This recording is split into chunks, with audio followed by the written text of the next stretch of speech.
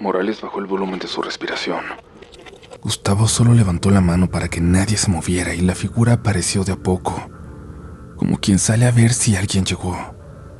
Desde los matorrales, una silueta blanca, delgada, con un rebozo que no era rebozo sino algo más largo, como una prenda sin costura. Caminaba lento, como envuelta en ella de los pies a la cabeza, sin intención de acercarse. Se detuvo frente a la capillita, justo donde había un Cristo oxidado. Volteó hacia ellos, ni rápido ni dramático. Volteó como quien escucha su nombre.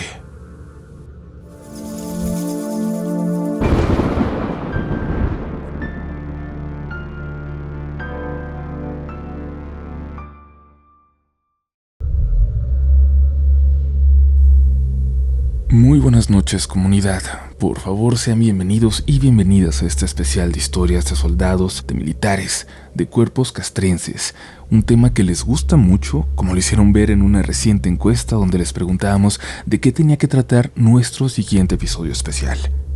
Es por esto que estuvimos reuniendo las historias más escalofriantes sobre este tema que hemos recibido recientemente y algunas también que buscamos entre los archivos y que por fin van a poder ser compartidas con todos ustedes. Así que esperamos que disfruten mucho de este episodio, que estén de buenas, que todo vaya bien y si no, que este es el pretexto para dejar ir por un rato cualquier problema que les quite el sueño. Aquí la única buena razón para no dormir es por el miedo de las historias de esta noche. Ah, y por cierto, no se vayan antes de que acabe el episodio porque al final les tenemos a los ganadores de estos primeros 10 libros autografiados y por supuesto, va a haber más sorpresas. Así que apaga ya la luz y déjate llevar, que está comenzando Relatos de la Noche.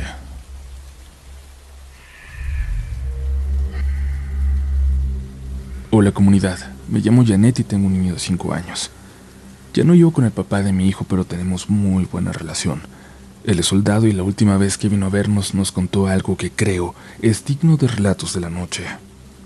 Verán, estuvieron varios meses destacados en una zona violenta, peligrosa. Todos los días estaban alertas desde la primera luz hasta que anochecía, y hasta dormidos andaban listos para lo que pudiera suceder. De pronto se hizo un escándalo por una patrulla con la que habían perdido comunicación. No habían reportado nada raro ellos, ni un enfrentamiento, ni presencia de sospechosos, nada.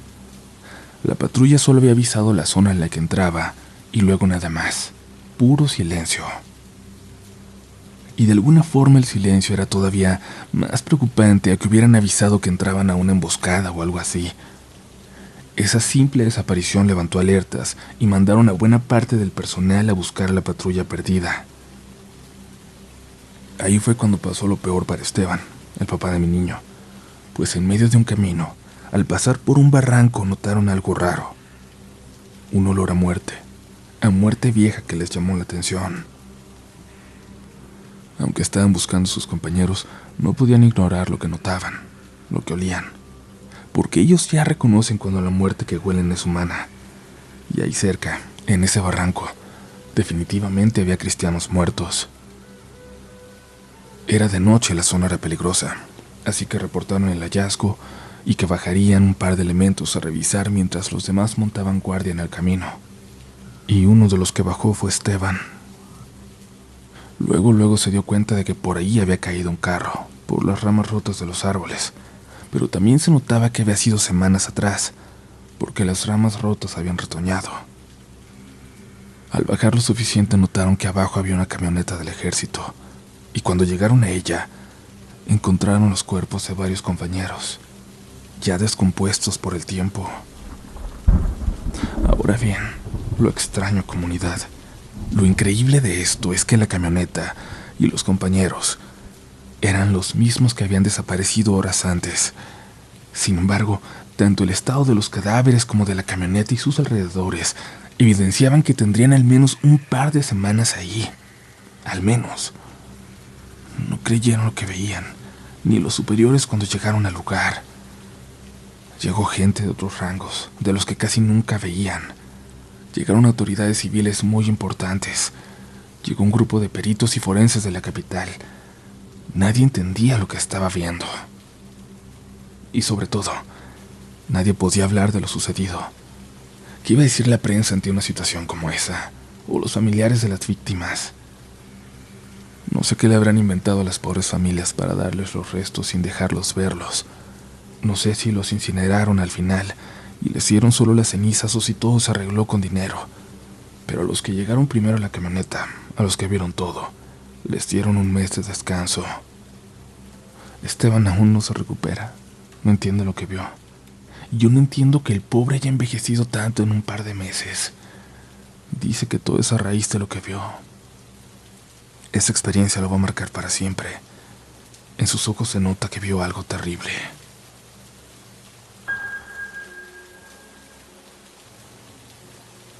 La siguiente historia, querida comunidad, puede ser de las más inquietantes que hemos contado en un buen tiempo, y aunque como todas tiene ese elemento paranormal difícil de creer, que quizás va más allá de fantasmas o brujas, recuerden que todos somos escépticos de acuerdo a nuestras experiencias, que todos vamos creyendo un poco más conforme a lo que vamos viviendo, y si tienen la gran fortuna de seguir siendo escépticos, aprovéchenla. Continuamos con este episodio especial de historias de militares.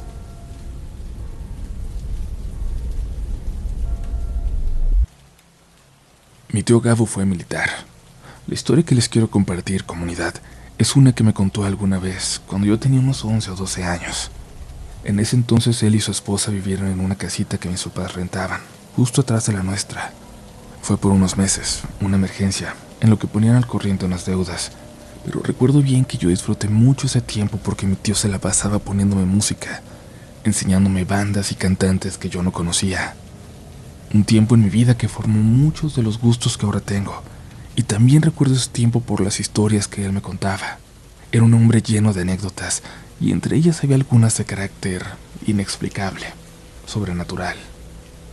Como les dije al inicio de mi relato, él fue militar, y durante esos años le ocurrieron un par de eventos completamente inexplicables. Pero el más impactante solo me lo contó una vez, y después, cuando le pedí que repitiera la historia junto a otros de mis primos, él prefirió no hacerlo. Le costaba narrarla y lo había hecho conmigo en confianza, nada más. Esto sucedió en los 80, en una misión que metió a su tropa en la sierra entre los estados mexicanos de Michoacán, Jalisco y Guanajuato. Si alguien ve las noticias en México sabrá que ahora esos estados tienen zonas muy peligrosas, con mucho crimen organizado. Pero en aquel entonces no era así, no tanto, y su pequeña tropa avanzaba en labores de reconocimiento, buscando un rastro en específico. Tenían información de que alguien se escondía en esos lugares donde ya no vivía nadie, donde nadie podía vivir, en la sierra, en lo más inhóspito de la región. Avanzaban habiendo dejado medio día atrás los últimos pueblos.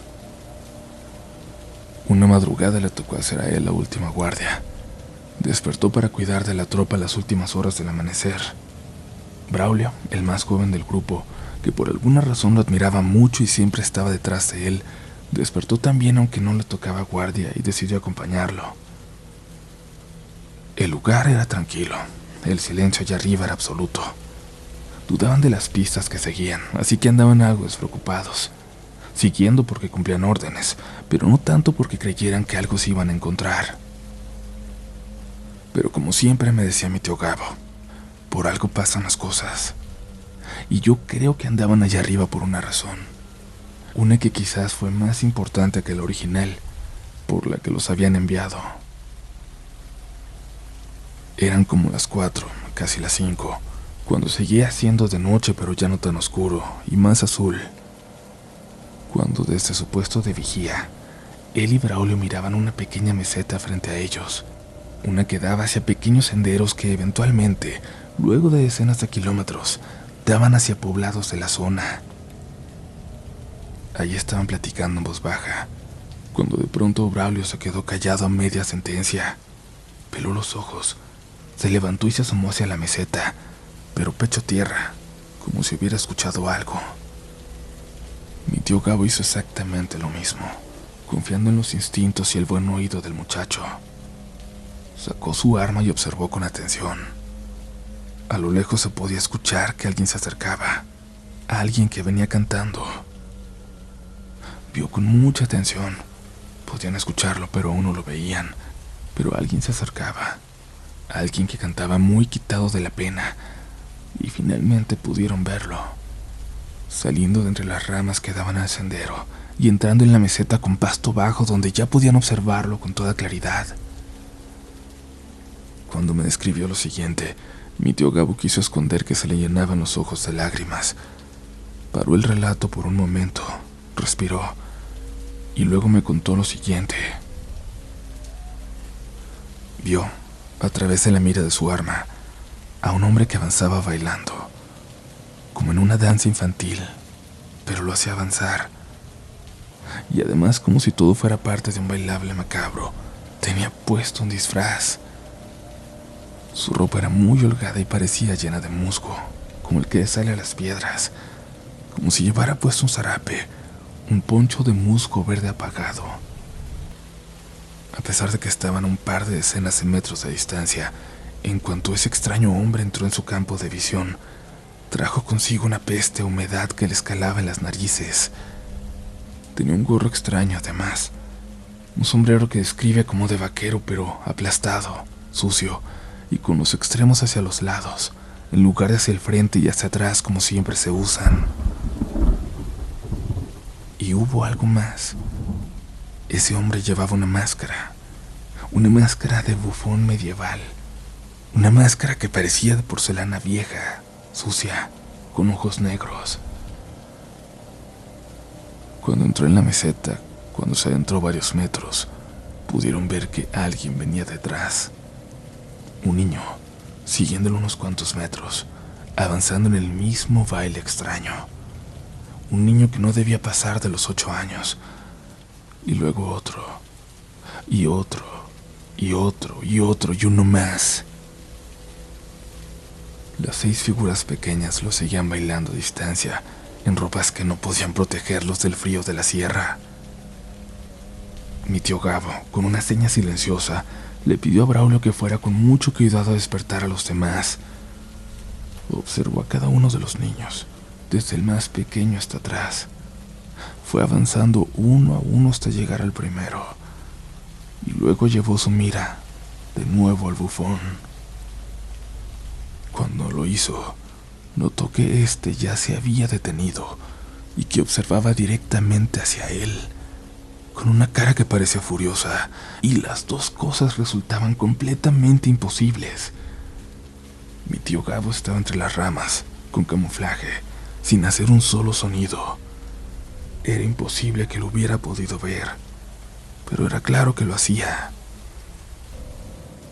También le parecía imposible ver un semblante de furia en una máscara que él acababa de ver segundos antes y que no lo tenía. Dice que quizás eso es una confusión de la memoria. Lo que sí recuerda es una señal de esa cosa que hizo que todos los niños salieran corriendo hacia todos lados, en diferentes direcciones, hacia los arbustos, hacia los barrancos, hacia donde iban o de regreso. Y se acuerda también que, contra toda indicación, cuando volvió su vista a esa cosa que ahora corría también hacia los arbustos,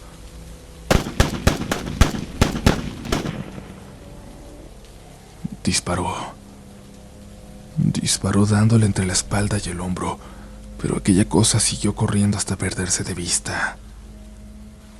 La tropa en un segundo ya estaba ahí, corriendo hacia la meseta, perdiéndose entre los arbustos, entre los barrancos, intentando alcanzar a los niños que se escondían en ese baile macabro. Lo hicieron como si hubieran estado esperando una señal para correr e ir tras ellos, aunque la realidad era que apenas unos segundos atrás estaban dormidos, y que corrían detrás de ellos aunque no sabían ni por qué, solo con la intención de ponerlos a salvo. Ponerlos a salvo de lo que fuera eso. Y los alcanzaron a todos excepto a uno, al más chico. Del bufón ese no hubo la más mínima señal, aunque lo buscaron por horas. Reunieron a los chicos en la meseta y les dieron cobijas para cubrirse del frío. Temblaban con el aire de la sierra, con ese aire helado. Los niños no sabían qué estaban haciendo ahí. No tenían idea de cómo habían llegado hasta ese lugar, ni de qué era eso a lo que iban siguiendo. De nada. Cuando les preguntaron de dónde eran, de donde venían. Todos dijeron pueblos diferentes, que estaban a horas de distancia unos de los otros. Todos recordaban haberse ido a dormir la noche anterior sin sentir nada extraño, sin experimentar nada raro. Todos lloraban de los nervios, intentando entender por qué habían despertado de pronto en medio de la montaña, siendo atrapados por soldados entre las ramas, entre los arbustos. Un helicóptero llegó por ellos unas horas más tarde, y la tropa recibió instrucciones de volver. Ellos querían seguir buscando al hombre, al bufón y al niño que faltaba, pero les aseguraron que enviarían helicópteros a seguir peinando la zona. Mi tío Gabo no dejaba de pensar en esa mirada, en lo que sintió cuando esa cosa lo volteó a ver. Una mirada que sintió que le atravesaba el pecho y el alma. También pensaba en aquel disparo, certero, en cómo entró en la espalda de aquel hombre sin inmutarlo, sin frenarlo en lo más mínimo a pesar del calibre del arma. Siempre pensó en aquel pobre niño, el más pequeño, del que nadie volvió a saber nada. Por esa experiencia y por otras más terrenales pero igual de duras, mi tío Gabo entendió que no tenía lo que se requería para hacer carrera en el ejército. No era tan duro como se necesitaba. Las cosas que pasaban se quedaban con él por mucho tiempo, y en cuanto tuvo oportunidad pidió su baja. Buscó entonces la vida más tranquila que pudo encontrar, como comerciante, con un puesto de esos que se ponen en los mercados, en los tianguis que se montan en la calle, cada día en un lugar distinto de la ciudad. Y aunque era una profesión que en épocas flacas lo hacía pasar por momentos complicados, como ese que lo llevó a vivir en la casita que alquilaban mis papás, nunca volvió a enfrentarse a los terrores, a los horrores que hay ahí afuera, muy cerca de nosotros, o lejos, en la sierra. Cuento esta historia no porque no había querido antes, sino porque mi tío falleció en octubre. He estado pensando mucho en él, y siento que, aunque era muy tímido para contar estas experiencias, es una forma de recordarlo, de mantener vivo su recuerdo, conmigo y ahora con ustedes. Gracias por su atención, comunidad.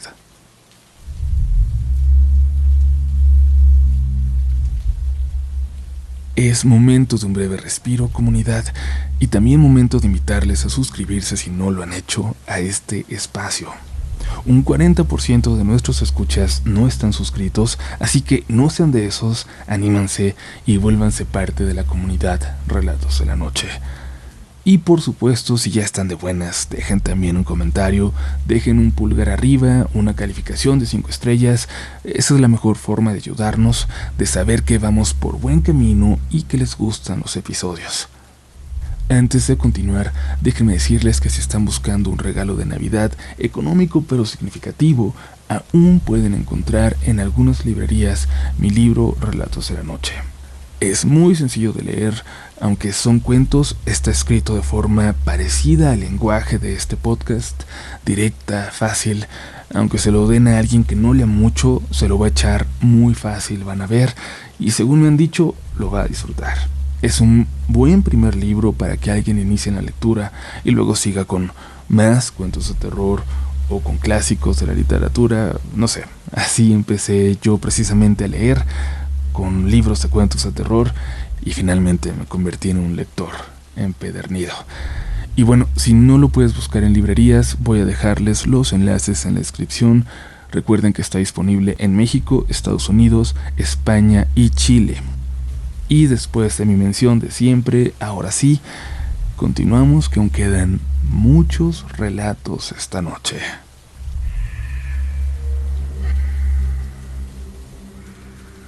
Me llamo José Armando, soy profesor de español en una escuela rural, y ya les compartiré algunas de las historias que los niños han escrito en ejercicios, relatos y leyendas de sus familias. Por acá hay poco que hacer. Uno es maestro, militar o narco. No tenemos más oportunidades porque ya no se siembra. Mi primo Gustavo es soldado, como sus tíos y como su abuelo. Él no suele exagerar. Habla siempre como si las cosas fueran instrucciones, reportes o listas por cumplir. Parte de su formación militar, de familia, por el lado de su mamá.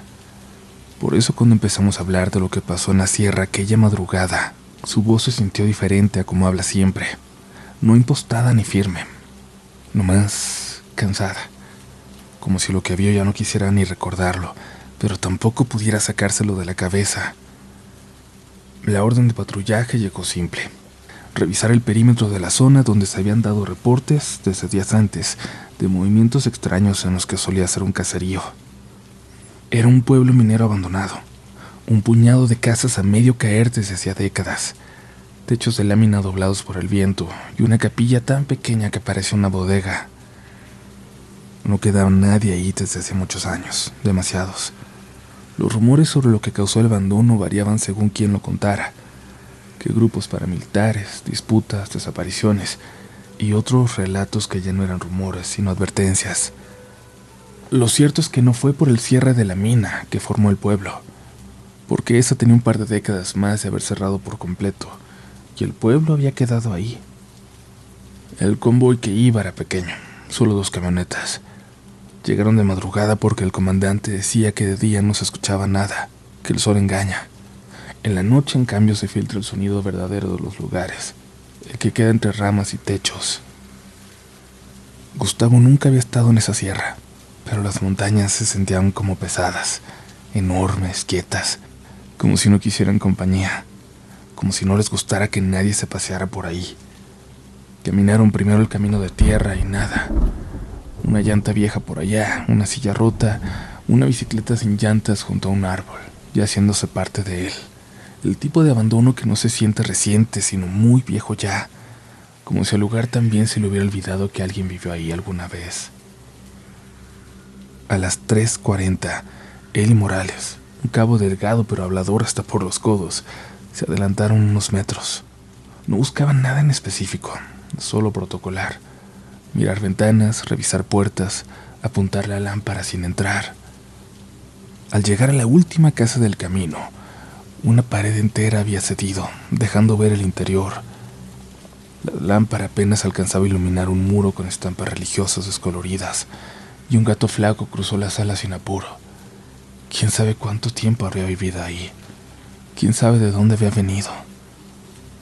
Todo estaba quieto, tanto que comenzaba a considerar replegar unidad y marcar perímetro cuando, sin aviso, las radios sonaron a todo volumen.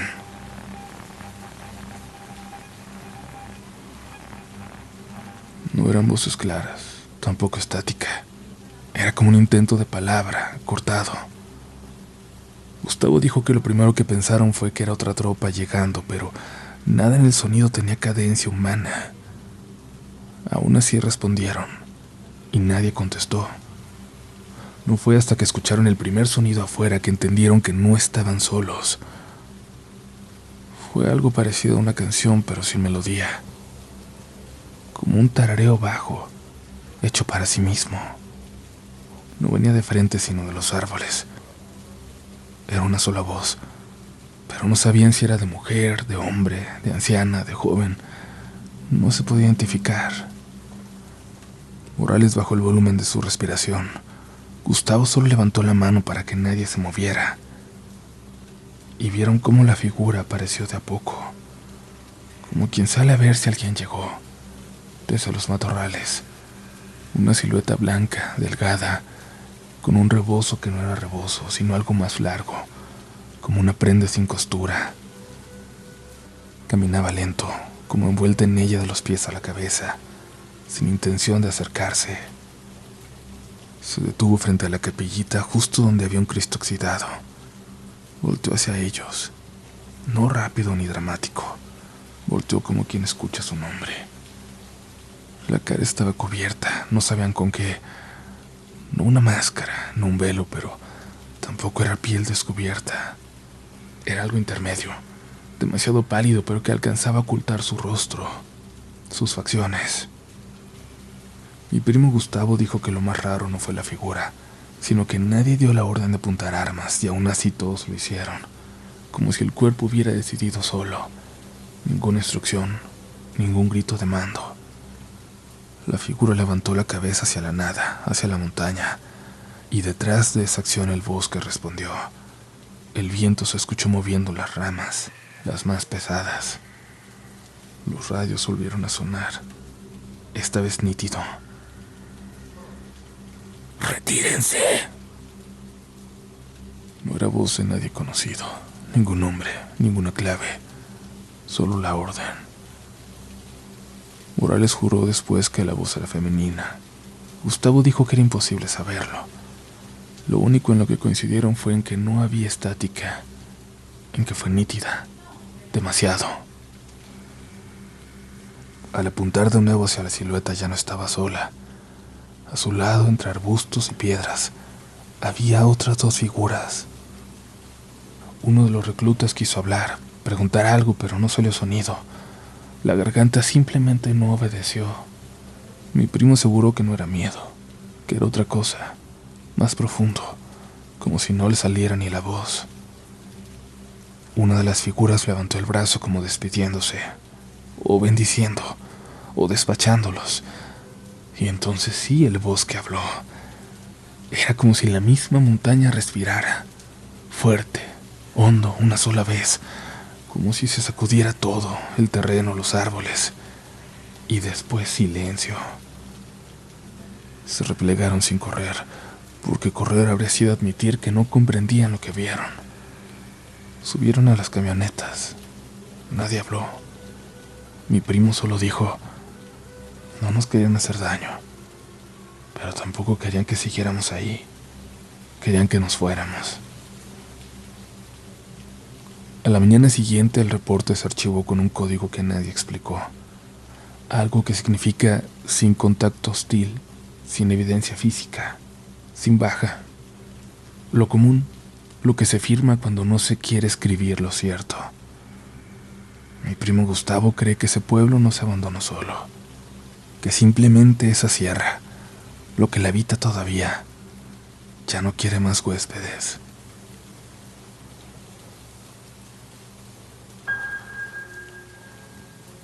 Comunidad, seguimos por aquí. Gracias por continuar escuchando. La historia anterior y la que sigue me parece que van en una misma línea porque nos hablan de pueblos fantasmas, y de esos tenemos muchos en México y Latinoamérica, por distintos motivos que, si vemos bien en el fondo, igual y no son tan diferentes. Aprovechamos para pedirte que si tú o tu familia provienen de un pueblo que ya no existe, busques en la memoria por historias de ese lugar. Les hará bien recordarlo, y además, cada que yo al menos paso por un lugar así, me lleno de curiosidad por verlo en otras épocas, lleno de vida, lleno de gente. Y qué mejor que poder hacer eso a través de sus historias. Pero bueno, por ahora seguimos con más relatos.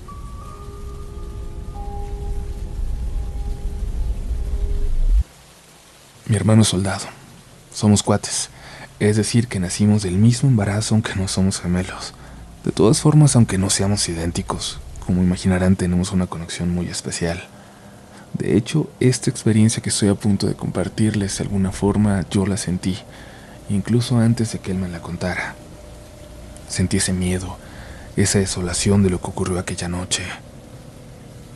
Mi hermano también escucha relatos de la noche, pero me pidió que yo escribiera esta historia, y lo haré respetando todo lo que me contó. Así que, va para ti, carnal. Lo que voy a contar sucedió en Oaxaca, en febrero de 2020.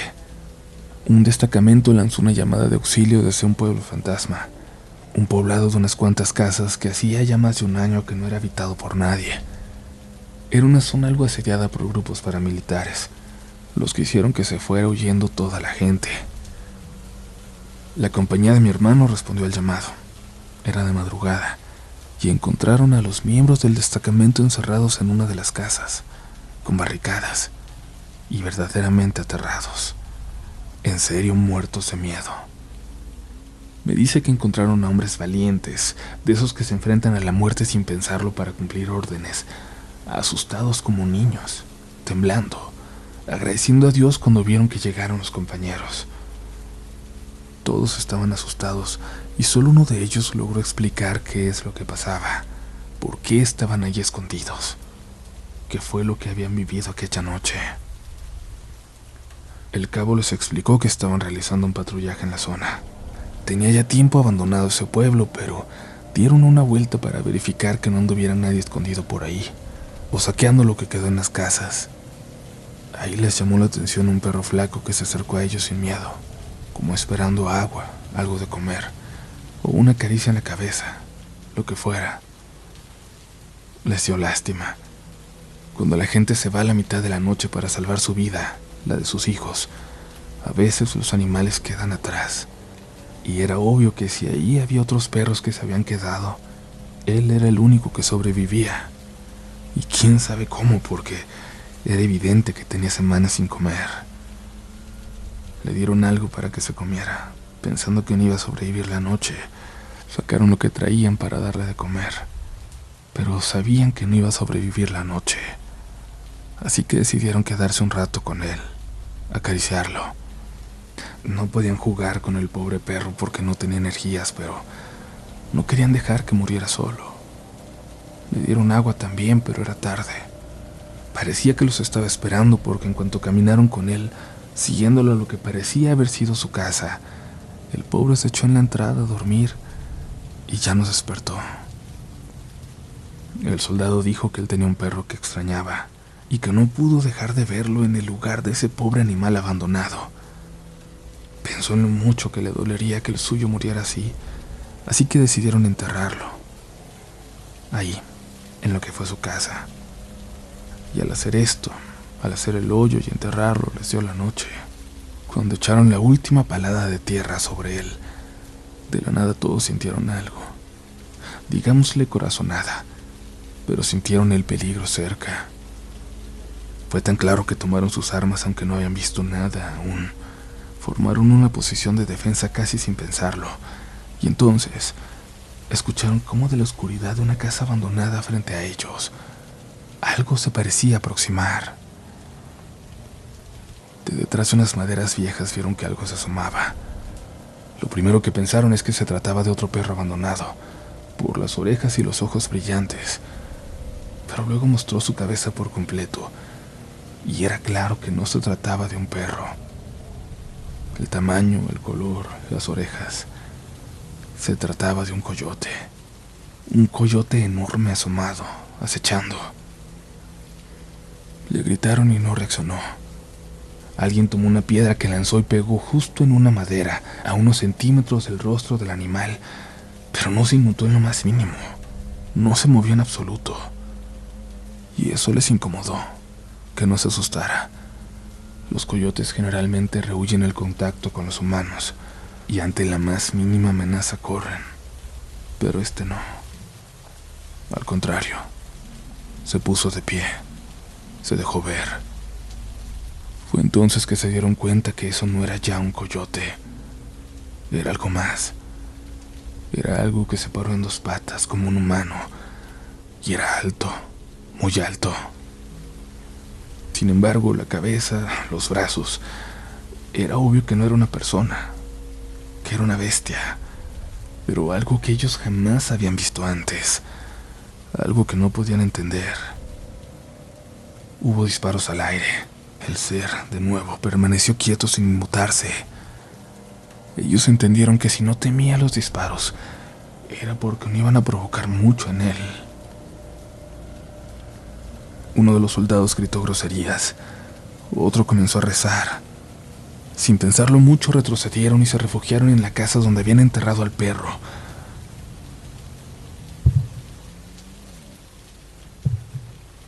Escucharon movimiento junto a la puerta. Uno de ellos se dio cuenta de que esa cosa allá afuera quería desenterrar al perro y disparó. No sabía para qué quería ese cuerpo, pero no iba a dejar que lo usaran para algo malo, o que se lo comiera, o lo que fuera para lo que quería desenterrarlo. Después del tiro lo vieron alejarse a través de una ventana, correr hacia las casas abandonadas de nuevo. En ese momento aún no querían enviar ninguna llamada de auxilio. No les había parecido correcto. Decían que creían que era una situación que podían controlar solos, pero lo cierto es que les daba vergüenza. Y minutos más tarde escucharon gritos. Gritos de varios hombres, como contestándose de un lado del pueblo a otro, entre las casas. comunicándose entre sí. Eran gritos en mixteco, una lengua que reconocían bien. Perdieron de vista la calle de tierra frente a ellos por un instante, y fue suficiente para que cuando se dieran cuenta, observaran que estaban rodeados. Había coyotes, sentados como si fueran un animal normal, pero con tamaños que no correspondían con los animales de la zona. Pudieron ver varios de ellos sentados en diferentes puntos alrededor de la casa. No respondían a las groserías que gritaban ellos, ni a los tiros al aire. Tampoco se iban por las oraciones que hicieron 2 de los soldados desde dentro, pidiendo su protección a Dios. Al contrario, esto último les provocó risas, risas que venían desde afuera, que se escuchaban como de hienas. Risas que luego se juntaron con palabras que no entendían, pero que sin duda se burlaban de su miedo. Por un momento hubo silencio total, silencio allá afuera. Parecía que se habían ido por fin, que tendrían una oportunidad para salir de ahí, correr hasta su camioneta en las afueras del pueblo. Pero también hubo duda, porque aunque nadie quería expresarlo, nadie quería decirlo en voz alta, sabían que estaban en tierra de nahuales. Era bien sabido que por la zona había muchos, pero claro, nadie creía en ellos. Uno no cree hasta que ya no le queda más remedio. Eso discutían cuando uno de los soldados escuchó algo.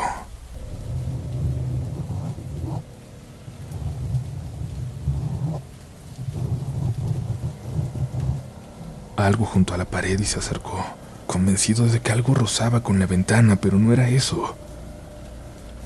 Cuando alumbró con su lámpara vio una mano que entraba entre los tablones de la puerta. No una pata, no la garra de un animal. Una mano muy larga con dedos delgados, cubierta de pelo, negra, pero con uñas humanas. Y la mano buscaba el pestillo para abrir. Hubo disparos, hubo llamadas por radio, la llamada desesperada a la que acudió mi hermano, la que llevó a encontrarlos muertos de miedo. Y quizás nadie hubiera creído este relato si no fuera porque, mientras los rescataban, mientras escuchaban esta historia, decenas de soldados fueron testigos de cómo aullidos los rodeaban desde la oscuridad, como dejándoles ver que todo lo que se contaba en verdad había pasado. Mi hermano llegó solo para ser testigo de ese relato, del miedo que vivieron, pero fue suficiente para asustarse, para comprender que algo muy raro andaba cerca. Y bueno, por una experiencia con mi abuelo, los dos hemos creído en nahuales desde muy pequeños.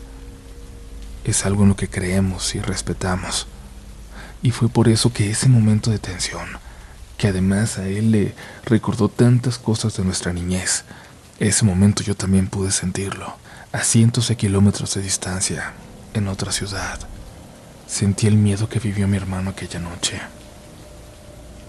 Y yo sé, yo entiendo que los nahuales son para muchas personas solo fantasía, folclore, leyendas, pero pongan atención por favor a los aullidos en la noche, sobre todo si están solos, en medio de un pueblo con poca gente, o peor aún, si los escuchan en el bosque. Nunca saben qué es lo que está allá afuera.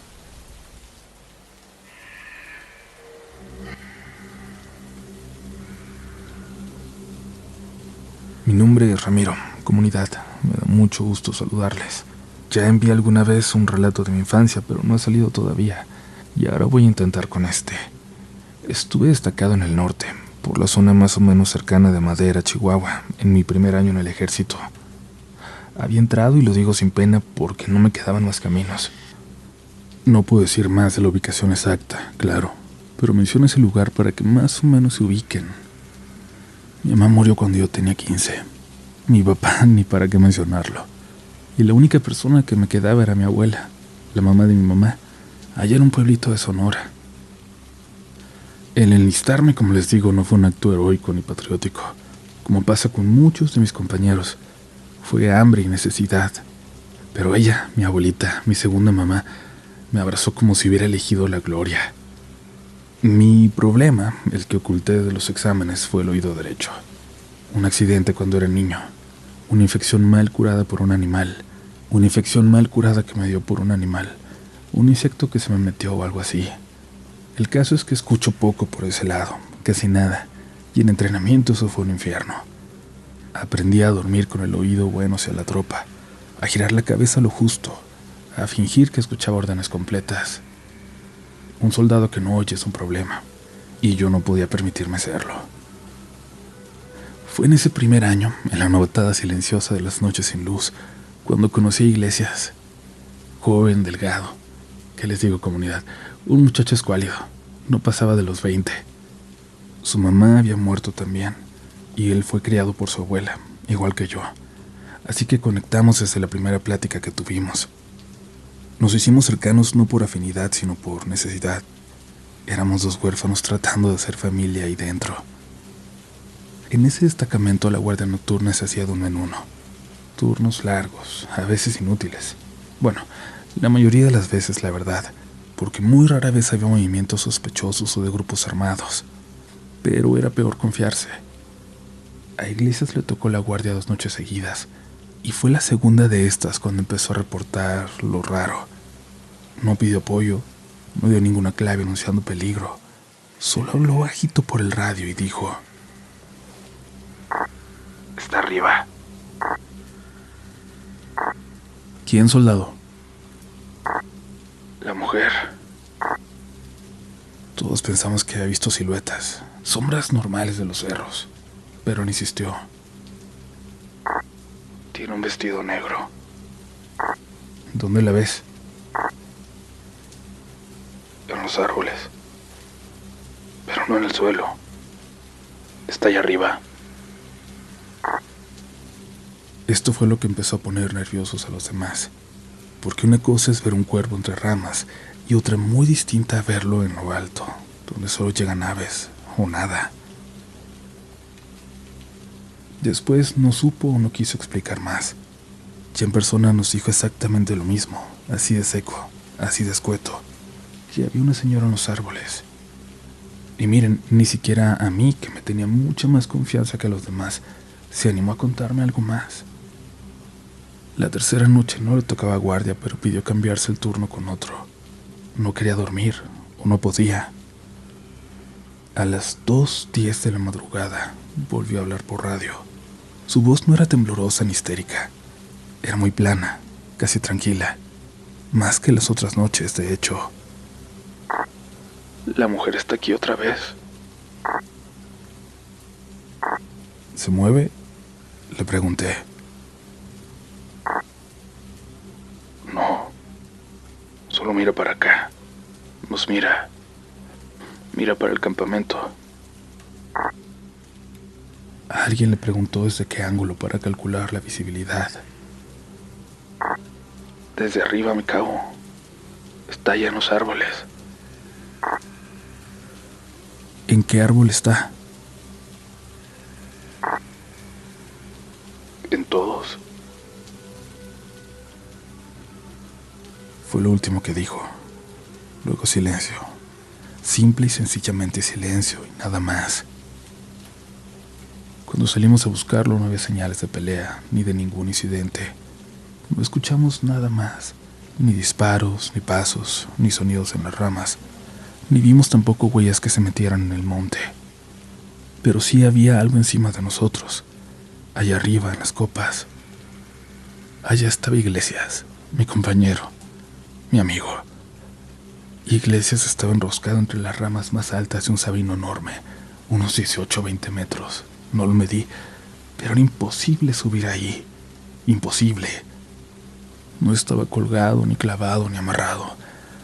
Solo ahí incrustado entre las ramas, como si hubiera caído desde arriba y el árbol lo hubiera detenido. Como si hubiera caído desde muy alto. Pero el médico nos dijo que no tenía fracturas de caída libre, que era como si lo hubieran dejado ahí arriba nada más. Pero no se veía atacado, ni devorado, ni tenía nada destrozado. Era como si hubieran puesto el cuerpo ahí arriba, como una ofrenda al revés, dijeron los que subieron a bajar el cuerpo. El reporte oficial fue accidente. Lo bajaron en silencio. y el capitán mandó callar cualquier comentario. La misa se hizo sin cuerpo, porque no pudieron entregarlo a tiempo. La abuela nunca supo la posición en la que lo encontraron, ni dónde. Que yo sepa, no supo nada al respecto, y yo no podía traicionar la confianza de la institución para decirle. Y pues también, ¿qué le iba a decir? A nosotros nos dieron 15 días de descanso sin explicación. El tipo de descanso en el que lo que menos se hace es descansar, en el que uno nomás piensa y piensa y piensa. Lo que vino después no fue persecución ni rondines especiales. Fue algo que se me hace todavía más perturbador. Una constancia rara. Cada vez que pasábamos por esa zona, sin importar la temporada, seca o de lluvias, alguien la veía. Nunca de frente, nunca cerca. Siempre arriba, entre las copas de los árboles, asomándose. La primera vez que yo la vi, es una de las peores noches de mi vida. Era una cara horrible, no solo por la apariencia. Una mujer delgada, quieta, vestida de negro, con ojos muy abiertos y furiosos. También por lo antinatural que resultaba ver a un ser humano moverse entre las ramas como una bestia. A veces en una sola copa, como yo la vi. A veces, según los más jóvenes, se veía como duplicada en varias. La misma mujer, en varios lugares a la vez, sin movimiento, solo mirando, como si estuviera esperando al siguiente de nosotros. A alguien más que por alguna razón le atrajera como le atrajo Iglesias. Mi pobre Iglesias. Yo pedí mi baja un año después. No por miedo. Yo creo que fue hartazgo. O por cansancio. Mucho cansancio. O simplemente entendí que mi abuela era lo único que tenía. Y aunque estaba orgullosa, no quería que enterrara otro nieto. Iglesias no era mi sangre, pero era lo más parecido a un hermano que tuve en ese año. No se habla de él. No hay placa, no hay cuartel con su nombre ni nada. De hecho, ya casi nadie se acuerda. Solo hay un punto del monte donde nadie quiere hacer guardia, y no por lo que pueda pasar abajo, a nivel de tierra, sino por lo que puede estar esperándote arriba, lo que te puede llevar. La bruja, como le dicen los más jóvenes. La bruja allá arriba en los árboles. La bruja de las copas. Cuando duermo de lado todavía pongo el oído bueno hacia la puerta. Costumbre, me dijeron en terapia. Pero no es eso. Es que pienso en él, en Iglesias, en la hermandad que tuvimos y en la muerte, en su muerte. Me duele mucho, mucho de verdad pensar en esos últimos momentos, en que esperaba quizás que yo lo pudiera ayudar, en que confiaba en mí y yo no estuve ahí para ayudarlo. Pienso en lo último que debió vivir, en lo que lo llevó hacia allá arriba, en que ha sido la única persona que tocó a esa cosa, que la vio de cerca. A esa mujer que asusta hasta a los más experimentados, y entre más los asusta, menos quieren hablar de ella, de la mujer de los árboles.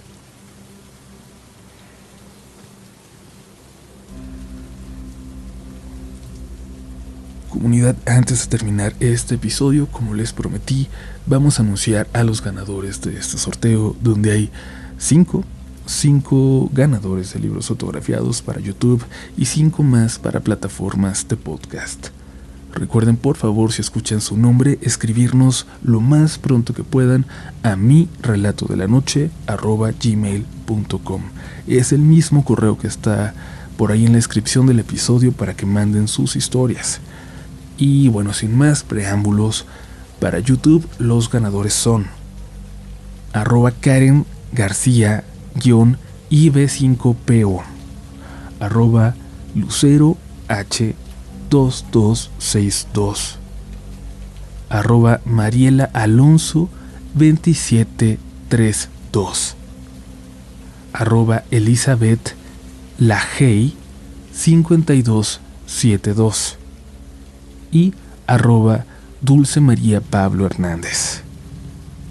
En plataformas, los que nos etiquetaron en Instagram y son ganadores del sorteo son Rafael Zapata, que es @R.A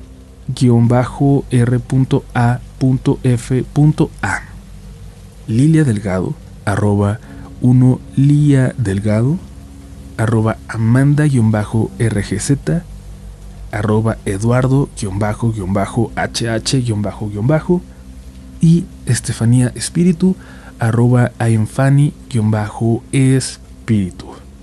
Aquí están los 10 ganadores. Entonces escriban cuanto antes, por favor, para hacerles llegar sus libros a donde quiera que se encuentren. Y es más, vamos a regalar 2 más por aquí en YouTube. Déjenos un comentario y cuéntenos la ciudad donde viven y si nos escuchan solos o en familia o con amigos. Con que comenten eso, ya están participando. Gracias por participar y gracias por llevarnos a hacer el podcast en español más escuchado del mundo. Pronto habrá otro especial, así que cuéntenos de qué tema lo quieran. Esto fue Relatos de la Noche.